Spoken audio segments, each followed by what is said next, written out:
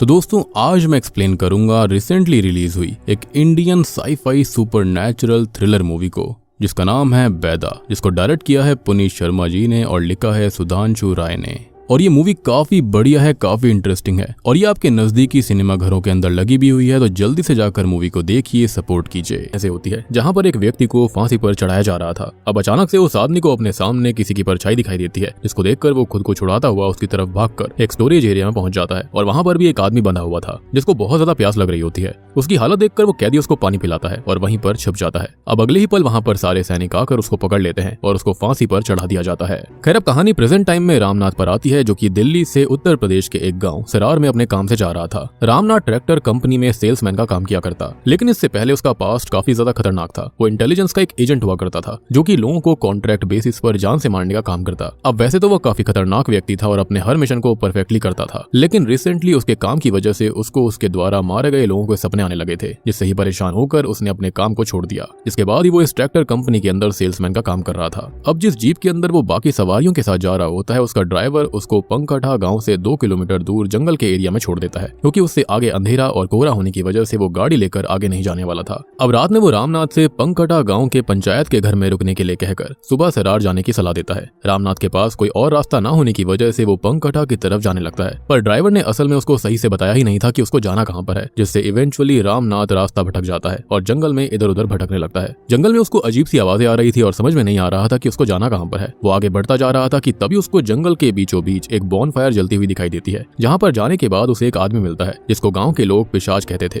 और पिशाच अभी बैठकर यहां आराम से सारंगी बजा रहा था और उसकी बातों से कोई भी पहचान सकता था कि वो एक कवि है। रामनाथ उससे पंकठा गांव की लोकेशन के बारे में पूछता है, जिस पर पिशाच उसे बताता है कि पंकठा गांव तो यहां से 6 किलोमीटर दूर है। जिसको सुनने के बाद वैसे तो रामनाथ के होश उड़ गए थे, लेकिन अभी वो वहां से जाने लगता है। अब जाते हुए वो पिशाच से जानने की कोशिश करता है कि वो इतनी रात में अकेले जंगल में क्या कर रहा है, लेकिन पिशाच का यही कहना था कि वो वहीं पर रहता है। अब पिशाच ने रामनाथ को गांव की तरफ संभल कर जाने के लिए कहा था। जंगल के अंदर रामनाथ को अभी अजीब सी आवाजें भी आ रही थी और अचानक से वो गिर जाता है। इवन उस समय आसपास का माहौल भी एकदम से लाल लाल सा हो गया था। तभी उसके सामने एक अजीब सा आदमी आता है जिसने अजीब ढंग से चलते हुए रामनाथ के ऊपर हमला कर दिया था। अब जैसे तैसे बचकर रामनाथ उसको धक्का देते हुए फिर से एक बार पिशाच के पास पहुंच जाता है, जो कि उसको यकीन दिलवाने की कोशिश कर रहा था कि रामनाथ ने जरूर कोई जानवर देखा होगा, जिसको उसने इंसान समझ लिया। लेकिन रामनाथ को अच्छे से पता था कि उसने एक इंसान को ही देखा था और रामनाथ को समझ में नहीं आ रहा होता कि आखिर वो गांव में जाए कैसे। लेकिन पिशाच उसको रात में उसके घर पर रुकने के लिए कहता है, जो कि पास में ही था। और पिशाच के कहने के हिसाब से राहगीर यानी कि यात्री अक्सर वहां पर आकर रात में रुका करते थे और वहां पर रुकने की अच्छी व्यवस्था भी थी। इस पर रामनाथ मानते हुए पिशाच को पैसे देने की कोशिश करता है, लेकिन पिशाच के लिए वो कागज के टुकड़े किसी काम के नहीं थे।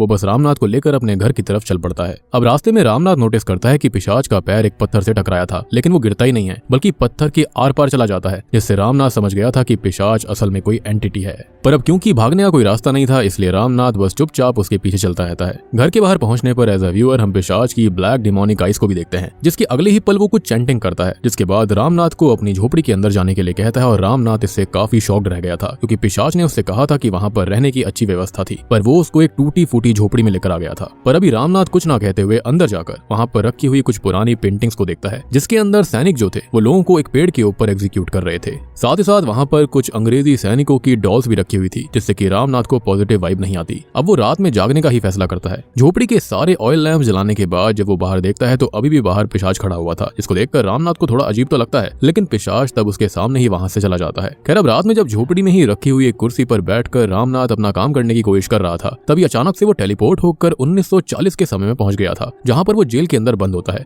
और सैनिक उसको फांसी की सजा देने के लिए लेने आए थे। रामनाथ को तो कुछ भी समझ में नहीं आता कि आखिरकार उसके साथ हो क्या रहा था, और उसे शुरुआत में तो सब कुछ प्रैंक लग रहा होता है, लेकिन सैनिक उसको फांसी लगाने के लिए ले जाने लगते हैं। थोड़ी देर के बाद में उन्होंने रामनाथ को पेड़ से बांध दिया था, क्योंकि ऑलरेडी अभी किसी और को भी फांसी दी जा रही थी। तभी अचानक से रामनाथ को वहीं पर स्केचिंग करते हुए पिशाच दिखाई देता है और रामनाथ उससे जानना चाहता था कि वो पिशाच की झोपड़ी से अचानक इस समय पर कैसे आ गया, लेकिन पिशाच उसकी बात का कोई जवाब नहीं देता। इसलिए रामनाथ खुद को छुड़वाकर जैसे तैसे पिशाच की तरफ भागता है और जैसे ही वो पिशाच का हाथ पकड़ता है वैसे ही अचानक से वो टेलीपोर्ट होकर एक खेत में आ गया था। पर होता यह है कि उसके सीधे हाथ पर एक नीला सा निशान बन गया था, क्योंकि उसी हाथ से उसने पिशाच को छुआ था। अब रामनाथ को यह बात समझ में नहीं आ रही होती कि आखिरकार वो उस झोपड़ी से पहले तो 1940 के समय में पहुंच गया और बाद में अचानक से इस खेत में, मगर ये सब हुआ कैसे। वो चलकर पास में बैठे 2 लोगों के पास जाकर उन्हें बताने लगता है कि पिछली रात जंगल में वो एक आदमी से मिला था, और ये बात सुनते ही वो लोग तुरंत ही अहिल्मा का नाम चिल्लाकर भागने लगते हैं। तब पास में मौजूद मौजूद गोलू नाम का एक आदमी सब कुछ देखकर रामनाथ के पास आता है और उससे जानने की कोशिश करता है कि रामनाथ ने उन दोनों को ऐसा क्या बताया कि वो अहिल्मा दीदी का नाम लेकर भागे हैं। अहिल्मा असल में गाँव में झाड़ फूक तंत्र मंत्र करा करती थी। रामनाथ तब गोलू को भी रात के हादसे के बारे में बताता है, जिसको सुनकर गोलू उसको अहिल्मा से मिलने का सजेशन देता है, क्योंकि सच में पिछली रात जिससे भी रामनाथ मिला था वो इंसान तो नहीं था। अहिल्मा से मिलकर रामनाथ जब उसको सब कुछ बताता है तो उनकी बातों से हम जान पाते हैं कि असल में रामनाथ दूसरा ऐसा व्यक्ति है जो कि उस पिशाच की दुनिया से जिंदा वापस आया है, वरना जो लोग भी उसकी दुनिया में जाते हैं अगले दिन खेतों में उनकी खाली लाश मिलती थी।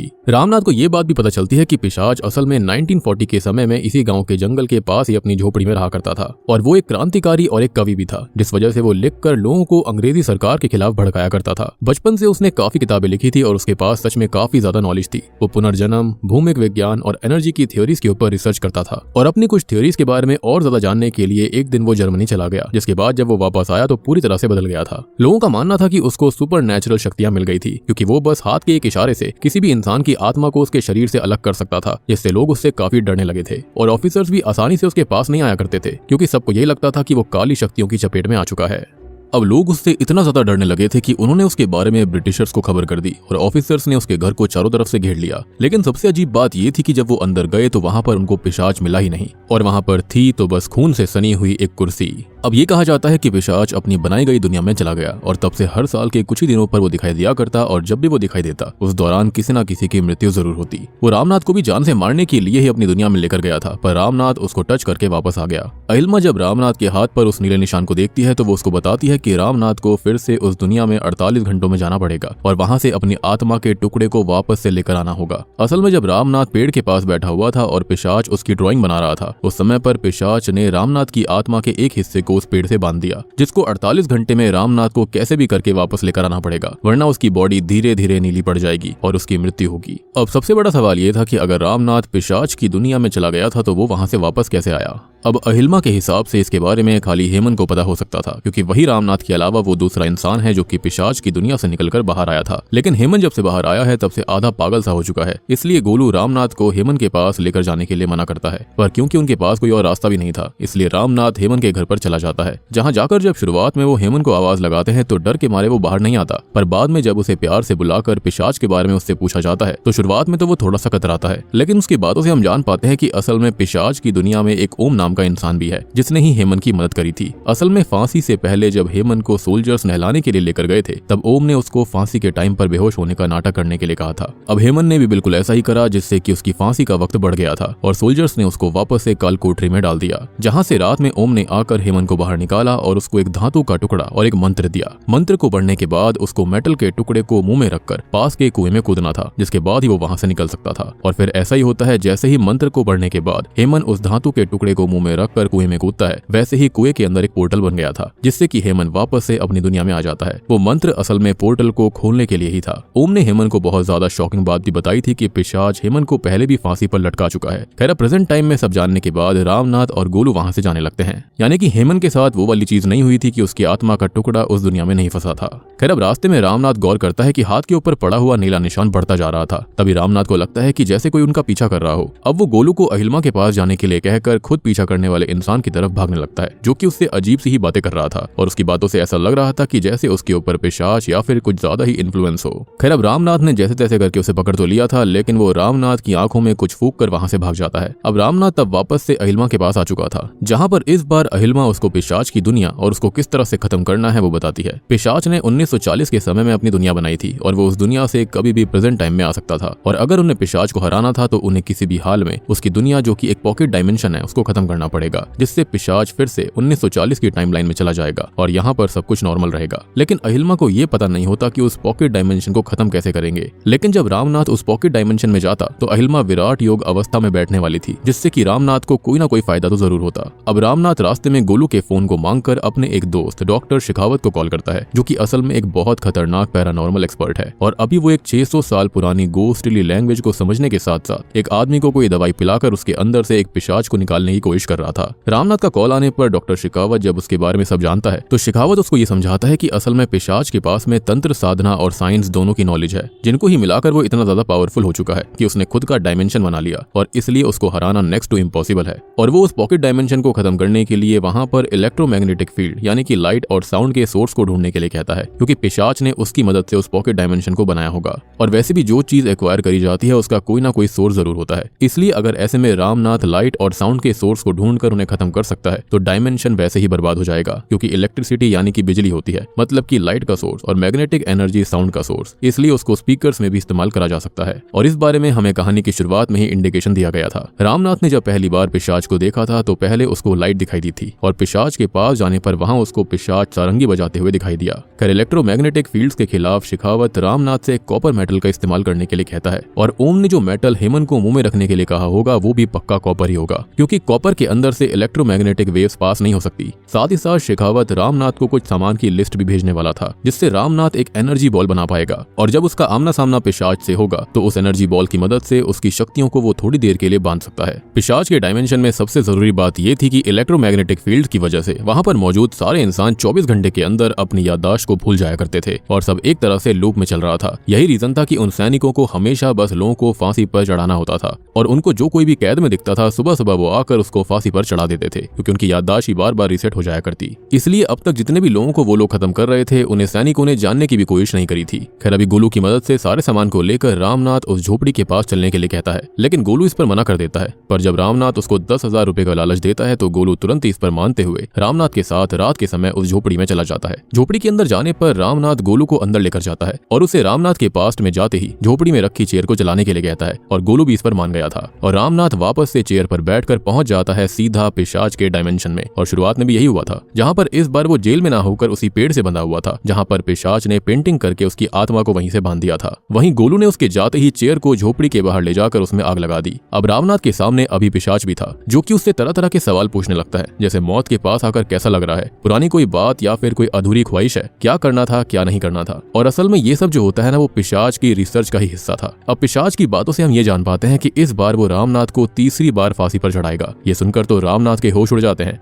और बस पिशाच सब नोट करके वहां से निकल जाता है। अब आगे जब सैनिक आकर रामनाथ को खत्म करने के लिए लेकर जा रहे होते हैं तो रामनाथ इस बार बेहोश होने का नाटक करता है, जिससे कैदियों ने उसको फिर से प्रिजन में डाल दिया था, और यही सेम चीज उसको हेमन ने बताई थी। अब रात में रामनाथ की मदद करने के लिए ओम आता है, जो कि उसको वही मंत्र और मेटल दे रहा था, लेकिन रामनाथ इसके लिए मना करता है क्योंकि वो पिशाच को खत्म करके यहाँ से निकलना चाहता था। ओम तो रामनाथ की बातों से काफी हैरान रह गया था, क्योंकि रामनाथ को उस जगह के बारे में काफी कुछ पता चल गया था, और ऐसे 24 घंटे में सभी की याददाश्त चली जाया करती और वो अपने काम को रिपीट करने लगते थे। और उसे इस डायमेंशन को खत्म करने के लिए यहाँ के साउंड और लाइट सोर्स को बंद करना होगा, क्योंकि इसके बारे में बस ओम और पृथ्वी यानी कि पिशाच उसको ही पता था। इस पिशाच का नाम असल में पृथ्वी है। अब रामनाथ तब ओम के बारे में उससे पूछता है, जिस पर ओम बताता है कि वो भी पृथ्वी की तरह ही एक तांत्रिक था, और जब उसे पता चला कि पृथ्वी अंग्रेजों को हराने के लिए ऐसा हथियार बना रहा है जिससे उन्हें अंग्रेजों को छूने की भी जरूरत नहीं पड़ेगी, तो ओम रिसर्च में उसकी हेल्प करने लगा, जिसके बाद पृथ्वी उसको इस डायमेंशन में लेकर आया। अब यहाँ पर आकर उनका मेन मकसद यही था कि वो उस तरीके को डेवलप करेंगे जिससे कि अंग्रेजों से इंडिया को बचाया जा सके। और उसके बाद भी 1940 में वापस से जाकर हिस्ट्री को चेंज करने वाले थे वो, लेकिन धीरे धीरे पृथ्वी का इंटरेस्ट जीवन और मौत को समझने के लिए बढ़ने लगा और उसने तंत्र विद्या का सहारा लेकर लोगों के ऊपर ही एक्सपेरिमेंट करना चालू कर दिया। वो लोगों को इस डायमेंशन में लेकर आया करता था और उनको फांसी पर लटकवा दिया करता, ताकि जब उनका दूसरा जन्म होगा और वो वापस से यहाँ पर आएंगे तो पृथ्वी उनसे ये जान सके कि क्या उन्हें पुनर्जन्म की कोई भी मेमोरी याद है, या फिर जहाँ पर उनकी मौत पिछले जन्म में हुई थी वो सारी चीजें याद है, या फिर यहाँ पर आकर उन्हें कैसा लग रहा है। यही रीजन था कि रामनाथ के वापस आने पर पृथ्वी उससे सवाल पर सवाल कर रहा था, और उसने ये बात कही भी थी कि वो यहाँ पर पहले भी आ चुका है, क्योंकि पृथ्वी को वो सच में उसके पिछले 2 जन्मों में यहाँ पर खत्म कर चुका था, जिसको ओम ने खुद देखा था। और इस तरह से काफी लोगों की जान पृथ्वी ऑलरेडी ले चुका था। और जब गांव वालों को उसके बारे में पता चला तो उन्होंने उसको पिशाच का टाइटल दे दिया। अब रामनाथ ये जानकर बहुत ही हैरान रह गया था। रामनाथ अब उससे पृथ्वी के मेन ठिकानों के बारे में पूछता है। पृथ्वी इस डायमेंशन में ज्यादातर 2 जगह ही रहा करता था। पहला ज्यादातर अपनी रिसर्च लैब में, या फिर जहाँ पर वो तंत्र साधना की प्रैक्टिस करता था। और क्योंकि रात में पृथ्वी तंत्र साधना ही करता था, इसलिए सबसे पहले रामनाथ लैब में जाने का फैसला करता है। अब जहाँ पर ओम उसको जैसे ही लेकर जा रहा होता है तभी रास्ते में सैनिक रामनाथ को पकड़ने की कोशिश कर रहे थे। लेकिन हम जानते हैं कि रामनाथ पहले एक कॉन्ट्रैक्ट किलर हुआ करता था, तो वो बड़े आराम से उन सैनिकों को ढेर कर देता है। लेकिन तभी वहां पर पृथ्वी का पहले रामनाथ के पास भेजा हुआ आदमी आ गया था, जिससे भी रामनाथ को लड़ाई करनी पड़ती है, पर उसको भी वो बड़े आराम से मार डालता है। अब वैसे ही कुछ देर में अपने माइंड से रामनाथ उस साउंड डिवाइस को ढूंढकर बंद कर देता है। लेकिन तभी अचानक से वहां पर अलार्म्स बजने लग गए थे, जिससे पृथ्वी भी साधना से बाहर आकर लैब की तरफ जाने लगता है। और इसी बीच ओम रामनाथ को लेकर साधना स्थल पर पहुंच गया था, जहां पर ओम तो बाहर ही रुक गया था ताकि पृथ्वी के वापस आने पर वो रामनाथ को इशारा कर सके। और रामनाथ अंदर जाकर वहां मौजूद लाइट सोर्स को ढूंढ रहा था। साधना स्थल पर जितने भी दिए होते हैं रामनाथ सबको बुझाना चालू कर देता है, पर तब तक बाहर पृथ्वी आ चुका था, जो कि एक ही इशारे से ओम को खत्म कर देता है और चला जाता है रामनाथ के पास। रामनाथ तब उससे लड़ाई करने की कोशिश करता है, लेकिन वो पृथ्वी से ज्यादा ताकतवर नहीं था। पृथ्वी ने उसको अपनी शक्तियों से हवा में लटका दिया था और वो खुद इस बार रामनाथ को खत्म करने वाला था। तब रामनाथ उसकी तरफ शेखावत का बताया हुआ एनर्जी बॉल फेंकता है, लेकिन इससे कोई फर्क नहीं पड़ता। वो एक स्मोक बॉम्ब की तरह वर्क तो कर रहा था, लेकिन पृथ्वी पर इसका कोई असर नहीं पड़ता।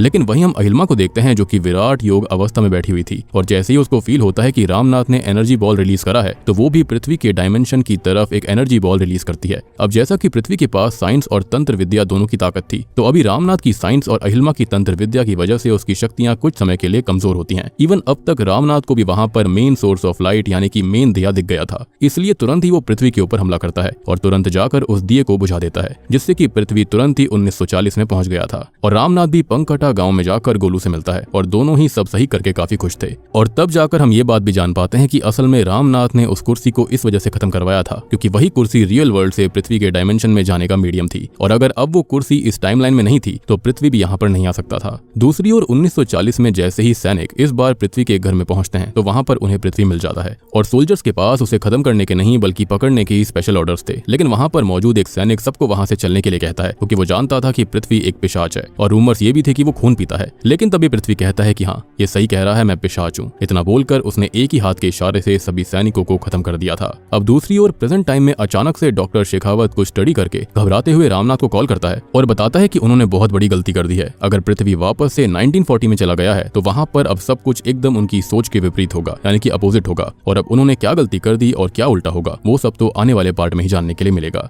जो कि फिलहाल तो अवेलेबल नहीं है। लेकिन यहाँ पर एक अंदाजा लगाया जा सकता है कि इसका सीक्वल आना चाहिए, बट आई बिलीव कि उनकी यही गलती हो सकती है कि उन्होंने पृथ्वी को पास्ट में भेज दिया, क्योंकि रियल पास्ट के टाइम पर पृथ्वी वहां से भागकर अपने डायमेंशन में रह रहा था और तब से वो मुश्किल ही पास्ट में गया होगा। एंड आई बिलीव कि इसी पॉकेट डायमेंशन की वजह से उसकी उम्र भी बढ़ नहीं रही थी, जिससे लोगों को उसकी शक्तियों को फेस नहीं करना पड़ता होगा। वो खाली उनके ऊपर रिसर्च कर रहा था, यानी कि वो खाली प्रेजेंट टाइम से लोगों को पास्ट में लेकर जाया करता और उनको खत्म करता था। वो भी उन लोगों को जिनको वो कई बार खत्म कर चुका है, यानी कि पुनर्जन्म वाले लोगों को, जैसे कि यहाँ पर रामनाथ भी था। इससे पहले रामनाथ को वो ऑलरेडी 2 बार खत्म कर चुका है, वो भी किस लिए? खाली रिसर्च पर्पस के लिए कि लोगों की जो आत्मा होती है उनको नए जन्म में जाने के बाद कुछ याद रहता है या फिर नहीं। इनफैक्ट वो टाइमलाइन भी बिल्कुल नॉर्मल चलती रहती होगी, खाली वो जो पॉकेट डायमेंशन वाला एरिया था उसके अंदर लोग रिसेट हो जाया करते होंगे। पर क्योंकि अब पृथ्वी के पास उसकी शक्तियां भी हैं और वो पास्ट में भी है, तो सबको उसकी शक्तियों को फेस करना होगा और चीजें रियल टाइम से बिल्कुल अलग होंगी, यानी कि अब एक अलग ही टाइमलाइन बन जाएगी। और बूम, इसी के साथ में बैदा मूवी यहीं पर खत्म हो जाती है। तो दोस्तों ये थी इस फिल्म की कहानी। अब देखो यहाँ पर जो पृथ्वी था वो पहले एक नॉर्मल इंसान ही था, लेकिन साधना करके और साइंस को जोड़कर उसने एक ऐसी चीज बनाई, एक ऐसी पॉकेट डायमेंशन का इजाद किया ओम के साथ मिलकर, जिसके चलते ये दोनों ही लोगों पर रिसर्च कर रहे थे। अब शुरुआत में पृथ्वी का जो मेन फोकस था वो खाली लोगों के ऊपर रिसर्च करने का था कि उनकी आत्मा आने वाले जन्मों के अंदर पिछली चीज को याद रखती है या फिर नहीं। वो खाली यही चीज करा करता था। लेकिन शायद से ओम को ये चीजें अजीब लग रही होंगी, जिसके चलते उसने हेमन की हेल्प करी थी। हो सकता है कि उसने और लोगों की भी हेल्प करी हो। सबसे बड़ी बात है कि उसने रामनाथ की भी हेल्प करने की कोशिश करी थी। लेकिन आई बिलीव कि जैसे ही रामनाथ ने इस पॉकेट डायमेंशन को खत्म कर दिया, तो उसके बाद हुआ ये कि जो भी ज्ञान उसने इतने सालों से इकट्ठा किया था वो सारा का सारा अब 1940 के अंदर ही वो इस्तेमाल करने वाला है सबके ऊपर। एंड आई बिलीव कि अब वो सबको मार देगा, वो पूरी की पूरी टाइमलाइन को ही बदल देगा। क्योंकि जैसा कि ओम ने बताया कि शुरुआत में पृथ्वी का फोकस ये था कि वो अंग्रेजों को यहाँ से भगाना चाहता था, एक ऐसी चीज का इजाद करना चाहता था। लेकिन एंड में आते आते उसका इंटरेस्ट आत्माओं पर और इन पुनर्जन्म वाली चीजों पर चला गया था। लेकिन आई बिलीव कि अब उसका फोकस फिर से वापस से इसी चीज पर आ जाएगा, जिसके चलते अब वो काफी खतरनाक तबाही मचाने वाला है। और सबसे बड़ी बात यह है कि अगर वो एक पॉकेट डायमेंशन को बना सकता है, तो मेरे ख्याल से अब वो वापस से फ्यूचर में, यानी कि जो आज का रामनाथ का प्रेजेंट है, वहां पर भी आ सकता था। और अगर ऐसा है तो वो उसको आकर खत्म करने की जरूर कोशिश करेगा, क्योंकि उसने उसके एक्सपेरिमेंट में बाधा डाली थी। सबसे बड़ी बात कि इसके अंदर जो इन्वॉल्व हैं, जैसे कि अहिल्मा, डॉक्टर शेखावत, इनके लिए भी खतरा हो सकता है। और ये सारी चीजें तो हमको आने वाले पार्ट में ही पता चलने वाली हैं। तो यहाँ पर जो पिशाच है उसको एक अलग तरह से दिखाया गया है। एंड पहली बात तो यह है कि कभी भी उसको किसी ने पिशाच कहा नहीं, खाली गाँव के लोग ऐसा कहा करते थे। लेकिन मेरे हिसाब से पृथ्वी एक इंसान इंसान था जो कि नॉलेज चाहता था, तो उसने साइंस और साधना को मिक्स कर दिया। हो सकता है उसने किसी पिशाच को अपने शरीर में पनाह दी होगी, जिसके चलते उसके पास में सिद्धियां और साधना सब कुछ थी। सो मेरा टेक बैदा फिल्म पर काफी अलग है। यहाँ पर जो पिशाच है वो बिल्कुल टिपिकल पिशाचों की तरह नहीं दिखाया गया, लेकिन अंत में शायद से जो गांव वाले उसको बोला करते थे वो वही बन गया था। और अब जो तबाही आने वाली है उसको रोकना काफी ज्यादा मुश्किल होगा। तो उम्मीद करता हूँ कि आपको यह थ्योरी और एक्सप्लेनेशन पसंद आई होगी। अब देखो, बात करी जाए उस पोर्टल के बारे में, जब हेमन कूद रहा होता है कुएं के अंदर तो एक पोर्टल बनता है। तो असल में वो जो पोर्टल है ना, यानी कि वो सिंबल जो है वो वेरियस मैजिकल ट्रेडिशंस के अंदर इस्तेमाल होता है। और ऐसा माना जाता है कि जो साइन होता है इसके अंदर काफी सारी शक्तियां होती हैं, जिसके चलते फ्यूचर प्रेडिक्ट किया जा सकता है, ये प्रोटेक्शन भी देता है, या फिर ये लोगों को आर पार ले जा सकता है, यानी कि पास्ट से प्रेजेंट में या फिर फ्यूचर के अंदर। और यही सेम चीज हमने होते हुए मूवी के अंदर देखी भी थी, जो कि काफी क्लेवर यूज है इसका। बाकी मूवी काफी इंटरेस्टिंग है और देखने में काफी मजा आता है। और अगर आप इसको देखना चाहते हैं तो अपने नजदीकी सिनेमा घरों में जाकर इसको जरूर देखिए। एटलीस्ट जहां पर मैं हूं वहां पर भी ये मूवी लगी हुई है, तो आई बिलीव कि आपके वहां पर भी जरूर लगी होगी। तो वीडियो पसंद आई है तो लाइक कर दीजिए, चैनल के ऊपर नए हैं तो सब्सक्राइब कर लेना। तो मैं आप सबको मिलता हूं अगली वीडियो के साथ में, तब तक के लिए